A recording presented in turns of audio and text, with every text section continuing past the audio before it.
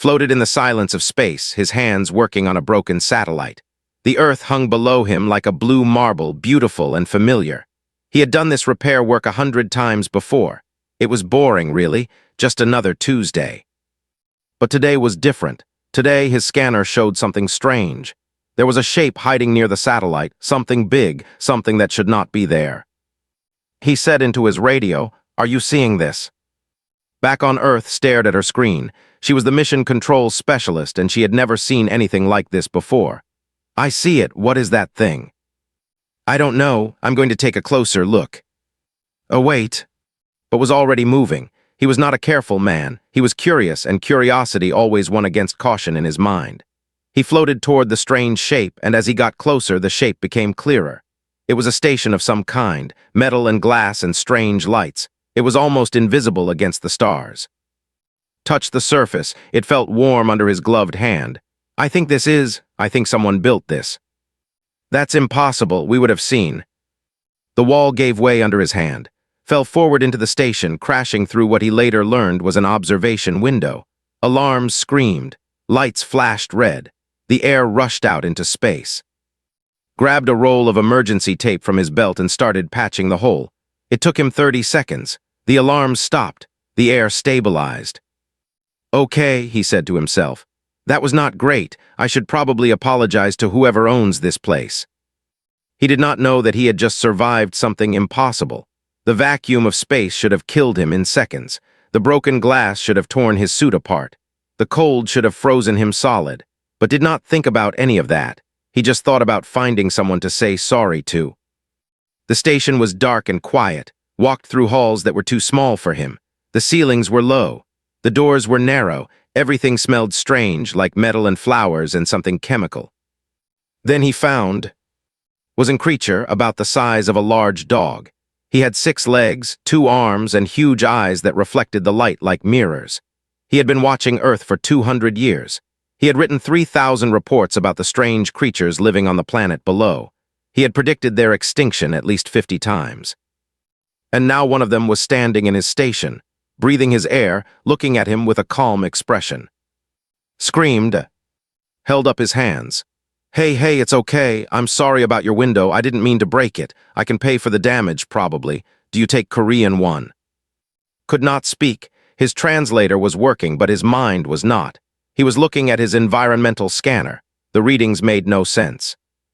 The human was breathing normally, but the air in the station was an emergency mixture, high in oxygen and carbon dioxide. It should have been toxic. It should have burned his lungs. The human was standing normally, but the gravity on the station was set to 0.6 Earth standard. He should have been bouncing off the walls, unable to control his movements. The human was alive, but everything about him said he should be dead. "Are you okay?" asked. He took a step closer. "You look scared. Don't be scared. I'm not going to hurt you." Finally found his voice. What are you?" "I'm human. I'm an astronaut. I fix satellites." He smiled. "What's your name?" "I am observer of the Galactic Union Science Division." "Nice to meet you." Looked around the station. "This is amazing. How long have you been up here?" 200 of your years."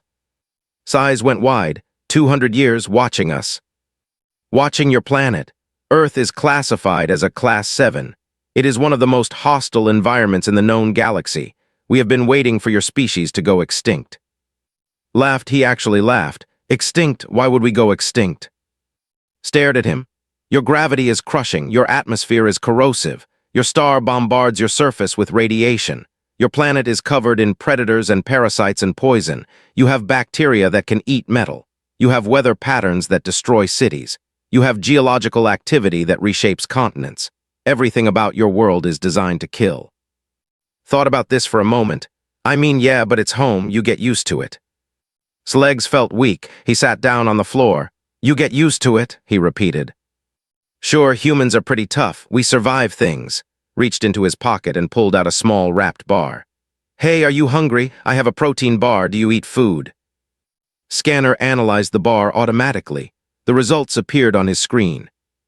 Contents: preserved death flora wheat, crystallized poison salt, stimulant compounds sugar, processed animal proteins, synthetic preservation chemicals. That is poison, said quietly. What? No, it's chocolate-flavored, it's pretty good. Unwrapped the bar and took a big bite. He chewed happily. See, totally fine. Watch this human consume what should have been a lethal dose of multiple toxic substances. The human did not die. The human smiled and offered him a piece. No thank you, whispered. Shrugged and finished the bar. Then he looked around the station again. Hey, I have a question. Do you have coffee? I've been out here for 6 hours and I could really use some coffee. What is coffee? It's a drink. You make it from beans. Well, not beans exactly, seeds from a plant. You roast them and grind them and pour hot water through them. It's bitter and delicious and it helps you stay awake. Checked his database. Coffee, a beverage made from the seeds of the coffea plant, contains caffeine, a powerful stimulant that would be lethal to most galactic species in small doses. Humans consume it daily, often multiple times per day. You drink poison for pleasure, said. I mean, if you want to put it that way, sure, grinned. So is that a no on the coffee? Looked at this impossible creature, this being from a death world, this human who survived vacuum and toxic air and crushing gravity and poisoned food. This man who had broken into a secret observation station and was now asking for coffee like it was a normal day. I need to contact my superiors, said. Okay, can I help? No, please, just stay there. Please do not touch anything else. Nodded and leaned against a wall. The wall creaked under his weight, winced. The first message to the Galactic Union was simple. Contact made, are aware of our presence. They are not hostile. They are not dying. I do not understand what is happening. Please advise. The response came quickly. Clarify, should not be able to reach your station. Looked at, who had found a strange alien device and was poking it with curiosity. They do not seem to know that, replied. The Council Chamber of Prime was the most beautiful room in the galaxy. It had crystal walls that sang when the wind blew. It had floors made of living stone that changed color with the mood of the room. It had air so pure and clean that breathing felt like drinking cold water. The gravity was light, the temperature was perfect, everything was designed for comfort and peace. Today, the room was afraid. High Counselor sat at the center of the great table. He was ancient, even by galactic standards. His body was soft and slug-like, moving slowly across his special chair. He had governed the Union for 3,000 years. He had seen wars and plagues and disasters. He had never felt fear like this before. Show me the recordings again, he said. The holographic display lit up. Everyone watched as a human being survived things that should have killed him. They watched fall through a window into vacuum. They watched him patch the hole with tape. They watched him breathe toxic air and eat poison and stand in crushing gravity like it was nothing. Admiral slammed his clawed hand on the table.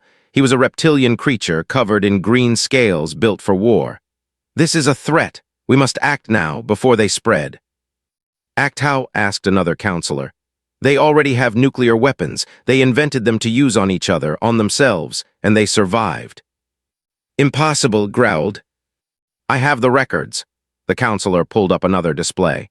2 weapons, 2 cities, hundreds of thousands dead, and the species continued. They rebuilt. They made more weapons. They pointed them at each other for decades. They called this peace. The room was silent. The doors opened. 2 figures walked in. One was still wearing his astronaut suit, still looking around with curious eyes. The other was a woman in a formal black suit. She walked with calm confidence. She bowed politely to the council. Good morning, she said. My name is Park. I am the official representative of Earth. Thank you for meeting with us. Studied her. She was small. Her skin was brown. Her hair was black and tied back neatly. She did not look dangerous, but had learned that looks meant nothing when it came to these creatures. You are welcome, Ambassador Park, he said carefully. Please sit. Sat down, sat next to her. He was fidgeting, looking at everything with wonder. He was like a child in a museum. We have many questions, said. Of course, we have many questions too, but please, you go first. Nodded to his assistant. A new display appeared. It showed Earth rotating slowly in the darkness of space. Your planet is classified as a Class 7. This is the highest danger rating we have. Your gravity is 1 standard.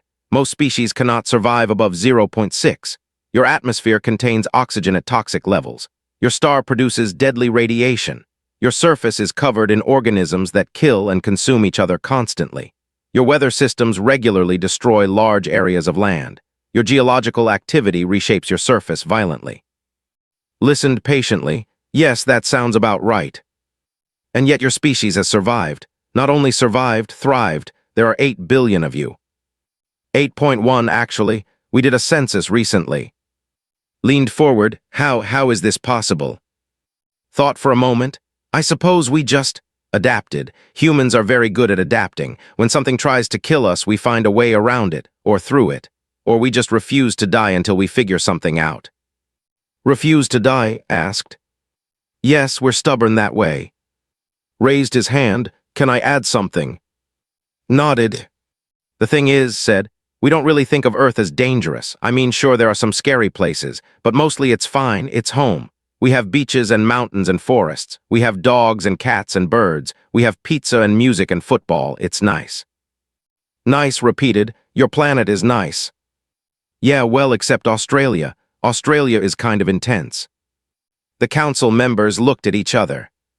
What is Australia? Asked.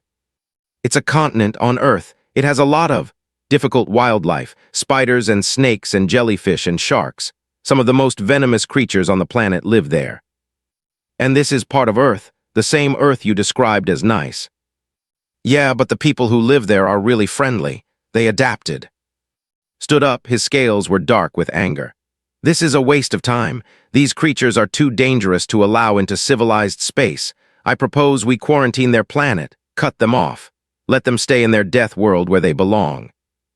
Did not react. She simply said, that would be unfortunate. We were hopping to be friends. Friends, you expect us to believe you come in peace. Yes. You have weapons capable of destroying cities. We also have medicine capable of saving millions of lives. We have art and music and stories. We have love and kindness and hope. Smiled gently. We are not just our worst parts, Admiral. We are also our best parts. The room was quiet again. Spoke slowly. Ambassador Park, I must be honest with you. We are afraid. We have never encountered a species like yours. You survive things that kill everyone else.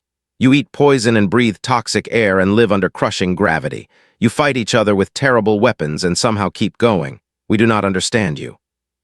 Nodded. I understand your fear, but I want you to consider something. In all the years you watched us, did we ever try to hurt you? Did we ever attack your station? Did we ever threaten the galaxy? No, admitted. We did not even know you were there. We were too busy living our lives, raising our families, building our cities, making our art. We were not thinking about conquest. We were thinking about dinner and homework and whether it would rain tomorrow. Nodded. I was thinking about coffee. Smiled at him. Yes, was thinking about coffee. Sat down slowly. His anger was fatting, replaced by confusion. I do not understand your species. That's okay, said. We do not always understand ourselves, but we are willing to learn. We are willing to listen. We are willing to be friends if you will have us. Looked at the other council members. He saw fear in their eyes, but he also saw something else. Curiosity, wonder, maybe even hope. We will discuss this, said. Please wait outside. Stood and bowed again. Thank you for your time. As Sheehan walked toward the door, stopped and stretched his arms above his head. His shoulders popped, his neck cracked. The sounds echoed through the chamber. 3 delegates fainted, 2 more screamed, reached for his weapon. Looked confused. What did I do? Sighed and took his arm. Come on, we'll wait outside. But I was just stretching. I know, that's the problem. They left the chamber. Behind them, the most powerful beings in the galaxy sat in stunned silence, trying to understand how a species could break its own bones and keep walking like nothing happened. What do we do? Someone asked. Shook his head slowly. I do not know, but I think we have no choice. We cannot fight them. We cannot hide from them. We cannot ignore them. So what's left? Looked at the door where the humans had gone. Friendship. Friendship is all we have left. The trial grounds were ancient. They had stood for 10,000 years, testing every species that wanted to join the Galactic Union. The trials were difficult. They were dangerous. Many species failed. Some died. The grounds were a massive arena floating in space. Inside, the trial masters could create any environment, any challenge, any test they wanted. They could make deserts and oceans and mountains. They could make monsters and puzzles and traps. They could see into the hearts of those who entered. Today, 2 humans stood at the entrance. Lee was 25 years old. She was a marine biologist who studied ocean life. She had been chosen for the trials because she was calm. Nothing seemed to bother her. When she received the news that she would represent all of humanity, she simply nodded and asked what she should pack. Was 34. He had been a soldier once, a special forces operator who had seen combat in difficult places. Now he made nature documentaries. He filmed dangerous animals in dangerous locations. He had been chosen because he was experienced in survival situations. When he received the news, he smiled and said it sounded like fun. Trial Master stood before them. He was a crystalline being, his body made of living glass that shifted colors with his thoughts. He had designed challenges that broke the strongest warriors and scholars. He looked at these 2 small creatures and felt confident. "Welcome to the trial grounds," he said. "You will face 3 tests: survival, fear, sacrifice. If you pass, your species will be accepted into the Galactic Union. If you fail, you will be returned to your planet and your species will remain isolated." Nodded politely, "Thank you for the opportunity." Cracked his knuckles, "Let's do this." Led them to the first arena. The doors opened and they stepped into a wild forest, trees stretched high above them. Strange sounds came from the shadows. The air was thick and warm. "This is the trial of survival," announced from somewhere above. "You must survive in this hostile ecosystem for 3 days. The environment will test your limits. Good luck." Looked around, he took a deep breath. "This is nice." Smiled, "The air is so fresh. It reminds me of Island." They started walking. Within an hour, they had found a stream with clean water. Within 2 hours, they had built a small shelter from fallen branches. Within 3 hours, had caught fish from the stream while identified which plants were safe to eat. Watched from his control room. He did not understand what he was seeing. The ecosystem was designed to be hostile. The plants were supposed to be poisonous. The water was supposed to be contaminated. The temperature was supposed to be unbearable. But the humans were thriving. They were laughing. They were singing songs as they worked, was giving names to the animals he saw. He called a small furry creature Mango and tried to feed it berries. "What are they doing?" asked his assistant. "I believe they are enjoying themselves, Master." "That is not possible. This is a survival trial." "Perhaps their definition of hostile is different from ours."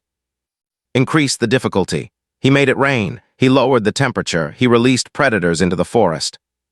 The humans built a bigger shelter. They made a fire. They cooked their fish and shared stories. When a predator approached, stood up calmly and made himself look large. The predator ran away.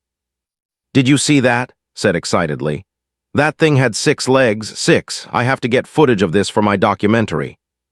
3 days passed. The humans emerged from the forest looking refreshed and happy. Had somehow befriended a small bird-like creature that now sat on his shoulder. "Can I keep him?" asked. "I'm calling him." Did not answer. He simply led them to the second arena. The trial of fear was different. The humans were separated. Each one entered a dark room alone. The room read their minds. It found their deepest fears. It made those fears real. Found herself underwater. Deep, deep underwater where no light could reach. The darkness was absolute. The pressure was crushing. She could not see. She could not hear. She was alone in the black void of the ocean. She was afraid. Her heart beat fast. Her hands shook. This was her worst nightmare, the thing she feared most in all the world. But she did not stop. She kept swimming. She kept moving. She told herself that there was always light somewhere, she just had to find it. And after what felt like hours, she saw a small glow in the distance. She swam toward it. She reached it. The trial ended. Found himself in a small box. The walls pressed in on him. He could not move. He could not breathe. The space got smaller and smaller. This was his fear, the memory of a mission gone wrong, being trapped in a collapsed building for 2 days. He was afraid. His body shook. His mind screamed. But he closed his eyes and thought of open skies. He thought of mountains and fields and the ocean. He breathed slowly. He waited. And eventually the walls stopped. The trial ended. Stared at the results. Both humans had shown extreme fear responses. Their heart rates had skyrocketed. Their stress hormones had flooded their bodies. By every measure, they had been terrified. And they had kept going anyway. "I do not understand," said. They were afraid, the readings are clear, they were experiencing maximum fear, but they did not stop. His assistant checked the data. It appears that humans can feel fear and continue functioning. They do not let fear control their actions. That should not be possible. And yet it is. The third trial was the hardest, the trial of sacrifice. And stood together in a simple white room. A voice spoke from above. Before you is a choice. Only one of you can pass through the door to safety. The other must stay behind and die. You have 1 minute to decide. The humans looked at each other. I'll stay, they both said at the same time. No, I'm staying, said. You're younger, you have more to offer. That's ridiculous. You have a family, I'm staying. I don't have a family, you're thinking of someone else. Fine, but you have that bird, needs you. Can find another person, you're the scientist, the world needs scientists. The world needs documentary filmmakers too. They argued for 30 seconds. Then, with 20 seconds left, physically grabbed and tried to throw her toward the door. At the same time, grabbed and tried to push him toward the door. They struggled against each other, each one trying to sacrifice themselves for the other. The timer reached 0, nothing happened. Stared at his screens, the trial had broken. The system could not process what it was seeing. It was designed for one person to accept death while the other accepted survival. It was not designed for both people to fight for the right to die. What is wrong with them? Whispered. The doors opened. Both humans stumbled through, still arguing. I had it handled, said. You were trying to throw me. That's not a solution. It would have worked. It would have been stupid. Appeared before them. His crystal body was flickering with confusion. You both wanted to die. Stopped arguing. Well, yes, neither of us wanted the other to die, so we both volunteered. But that is not how sacrifice works. One must live, one must die. Shrugged, maybe where you're from. Where we're from, you don't let your friends die if you can help it. You just don't. Was silent for a long time. Finally, he spoke. You have passed the trials, all 3 of them. Survival, fear, sacrifice, your species is, unlike any we have encountered. Bowed, thank you. Grinned, so can I keep. Later, the trial masters would write a report about the humans. It said many things, but the most important line was this. They do not succeed because they are not afraid. They succeed because they are afraid and they keep going anyway. They do not survive because they are strong. They survive because they refuse to let each other die. The Galactic Union had a new member, and the galaxy would never be the same. The Dominion had conquered 1,000 worlds. Their empire stretched across half the galaxy, built on blood and fire and fear. They did not negotiate.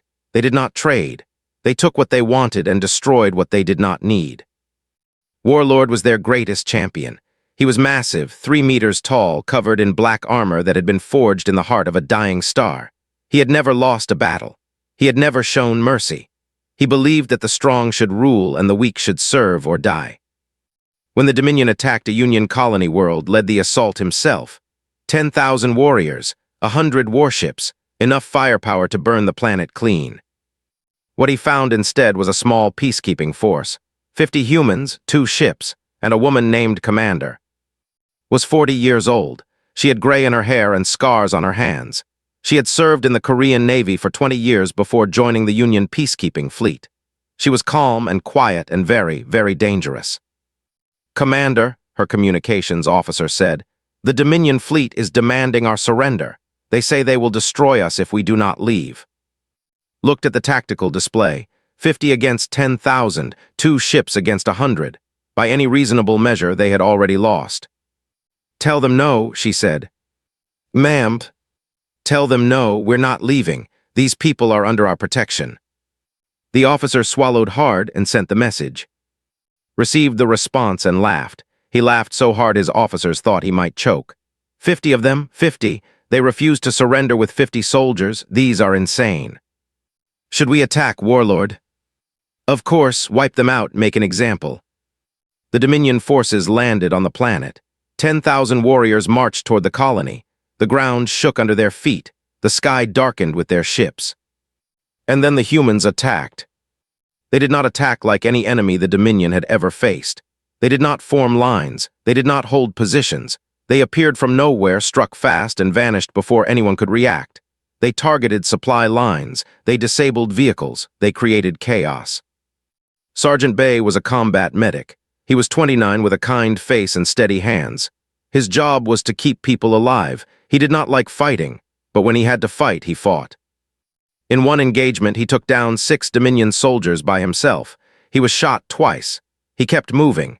He patched his own wounds while taking cover, then went back into the fight. When the battle ended, he found a wounded Dominion warrior lying in the dirt. The warrior expected death. That was the Dominion way. The strong killed the weak. There was no mercy. Knelt beside him, he opened his medical kit. He started treating the wounds. The warrior stared at him. "What are you doing?" "Helping you, you're hurt." "I am your enemy." "You're still hurt." "I would have killed you." "Maybe, but you didn't, and now you're bleeding, so let me help." The warrior did not understand. This made no sense. Nothing about these creatures made sense. He watched as the human cleaned his wounds and wrapped them with bandages. He watched as the human gave him water from his own supply. "Why?" the warrior asked. Shrugged, "Because it's the right thing to do." The warrior began to cry. He had never cried before. He did not know he could cry, but something broke inside him, something that had been hard and cold for his entire life. This human, this enemy, was showing him kindness, and kindness was more devastating than any weapon. The battle continued for 3 days. The Dominion had numbers, the humans had something else. They had the ability to keep fighting when they should have stopped. They had the will to continue when all hope was lost. They did not fight to win. They fought to make winning too expensive. On the 4th day, himself came to the front lines. He wanted to see these impossible creatures with his own eyes. What he found confused him. His warriors were demoralized. Many had been captured and released with medical treatment, released with food and water, released with kindness. They did not know how to process this. They were soldiers of the Dominion. They expected death. They received mercy instead. Warlord, one of his commanders, said, "We can still win. We have the numbers." "At what cost?" "Many lives, Warlord, perhaps half our force." Looked at the battlefield. He had never retreated before. But he was not a fool. He could see what was happening. These humans were not trying to defeat him. They were trying to exhaust him. They were making every inch of ground cost blood. They were showing his warriors that there was another way to exist. The human commander said, "I want to speak with her." A meeting was arranged. Entered a tent where Commander waited. Behind her stood and 2 other soldiers. They were all wounded. They were all still standing. "Sat down, you are brave." "Thank you, so are your warriors." "You cannot win this battle." "Maybe not, but we can make you wish you had never started it." Studied her, she was small, she was injured, she should have been terrified, but her eyes were calm, her hands did not shake. "Why do you fight?" he asked. "These are not your people, this is not your world." "They are under our protection, that makes them our people." "You would die for strangers." "Yes, wouldn't you?" Did not answer. He had never thought about dying for anyone. He had only ever thought about killing. The tent flap opened. Ambassador Park walked in. She was carrying a small container. She sat down across from and smiled. "Hello, Warlord. I've brought something for you." She opened the container. Inside was something red and strange. It smelled strong. "What is that?" demanded. "Kimchi, it's a traditional food from my homeland. I made it myself. Would you like to try some?" Stared at her. This small woman had walked into a war zone with homemade food. She was sitting across from the most feared warrior in the galaxy, and she was not afraid of him. That was somehow worse than any weapon. "Why are you here?" asked. "To talk, to find a way to end this without more death. We don't want to fight you, Warlord. We never did. We just want to protect innocent people." The Dominion does not negotiate. Then maybe it's time for the Dominion to try something new. Sat in silence for a long time. He thought about his warriors crying after being shown kindness. He thought about his commanders questioning orders for the first time. He thought about the look in this woman's eyes, the complete absence of fear. "What are you people?" he finally asked.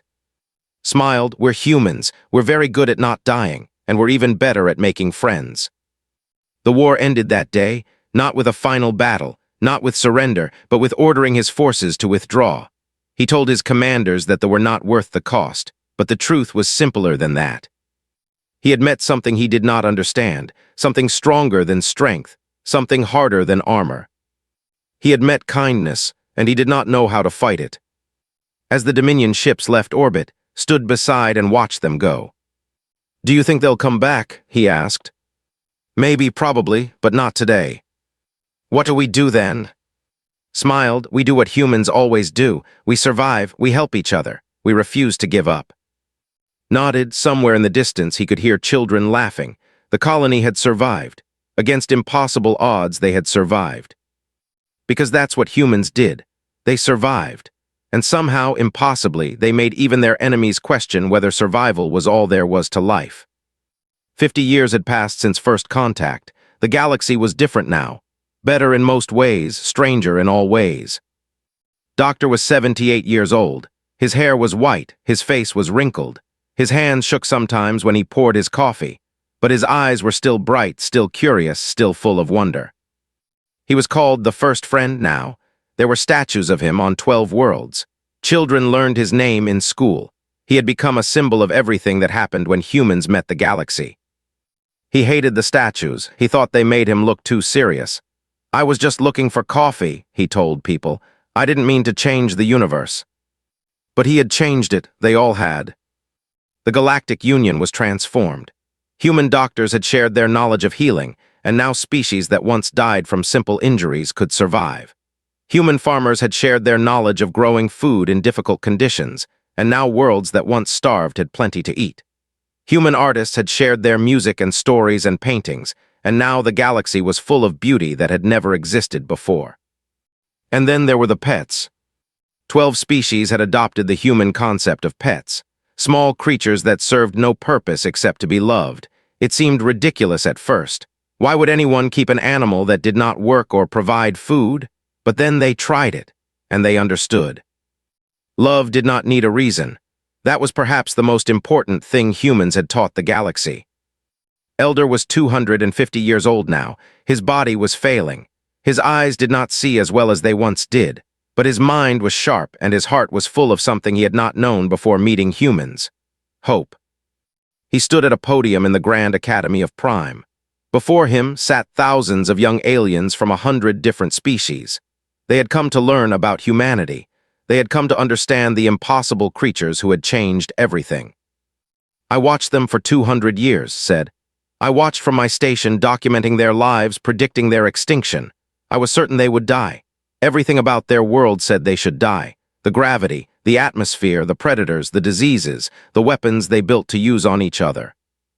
He paused, the room was silent. But they did not die. They survived. Not because they were built for survival, not because they were stronger or faster or smarter than their world. They survived because they simply never learned that they were supposed to fail. In the audience sat with his great, 2 little girls who looked nothing like him but had his same curious eyes. They were half human, half something else. The galaxy was mixing now. Families were forming across species lines. The future was something no one could have predicted. "The first rule of galactic survival," continued, "is that are not supposed to exist. The conditions that create them should also destroy them. It is a contradiction, a paradox, an impossibility. But humans exist. And now we understand why. They exist because they do not accept impossible. They do not accept defeat. They do not accept that tomorrow will be worse than today. They look at a universe that tells them to die and they say no. They say we will survive, we will thrive, we will make tomorrow better than today." Far away, on the edge of known space, a ship called the Dawn Explorer moved through the darkness. It was the first joint exploration vessel, crewed by humans and aliens working together. Its captain was Lee, the 30-year-old grandson of who had passed the trials so many years ago. Stood on the bridge looking at the stars. Beside him stood the daughter of the original who had befriended humans during the trials. She had grown up alongside humans. She understood them better than most aliens ever would. "Captain," the navigator said, "we're picking up something strange on long-range sensors." Looked at the display. There was something out there, something big, something that did not match any known species. "Can you identify it?" "No, sir, it's not in our database. It's not in any database." Moved closer to the screen. Her feline eyes narrowed. "It's coming toward us." The bridge was quiet. Everyone knew what this meant. After 50 years of peace, after 50 years of growth and hope and friendship, something new had appeared. Something unknown, something potentially dangerous. Took a deep breath. He thought about his grandmother facing the trials with nothing but courage and stubbornness. He thought about the stories of Commander standing against impossible odds. He thought about Doctor who changed the universe by asking for coffee. "Open a channel," he said. "Let's say hello." "Sir, we don't know if they're friendly." "We didn't know if we were friendly either at first. Someone gave us a chance. We should do the same." The channel opened, the message went out, and the crew of the Dawn Explorer waited. Back on Prime was finishing his lecture. "I am old now, I will not live much longer, but I am not sad. I am grateful. I am grateful that I lived long enough to see the galaxy change. I am grateful that I met who broke my window and asked for coffee. I am grateful that I learned what humans have to teach." He looked at the audience, thousands of young faces looking back at him. "You will inherit this galaxy. You will face challenges we cannot imagine. You will meet dangers we cannot predict. And when you do, I want you to remember the humans, remember what they taught us." He paused. "They taught us that survival is not about being the strongest or the fastest or the... Survival is about refusing to give up. It is about getting knocked down and standing up again. It is about looking at impossible odds and saying, I will try anyway. They taught us that kindness is not weakness, that love is not foolishness, that hope is not naivety. They taught us that the universe is cold and dark and dangerous, but we do not have to be cold and dark and dangerous in return. They taught us that we are not alone, that we can face the darkness together, that we can hold each other up when we fall, that we can be better than we were yesterday. Raised one of his arms in the human gesture of salute, had taught it to him long ago.